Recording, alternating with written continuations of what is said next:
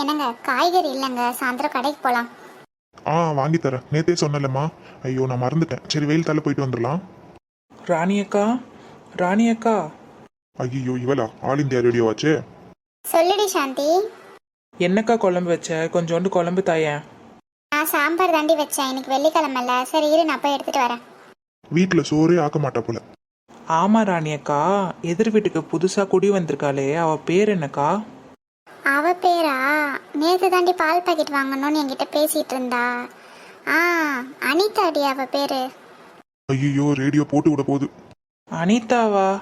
அப்புறம் ஏன்க்கா உன் வீட்டுக்காரர் நேத்து அவளை செல்லம் டார்லிங் புஜ்ஜின்னு கூப்பிட்டுட்டு இருந்தாரு? அப்படியா கூப்பிட்டா இந்த ஆளு? ஆமாக்கா. அப்புறம் என்ன, வந்த வேலை முடிஞ்சதில்ல, கிளம்பு. முதல்ல போய் நாளையிலேருந்து வீட்டில் சோறாக்கு. ஊரா வீட்டு புருஷனை நோட் பண்ணுறதே உனக்கு வேலையாக போச்சு. யோ, அவகிட்ட என்னையா பேசிக்கிட்டு இருக்க? திரும்ப இந்த பக்கம்.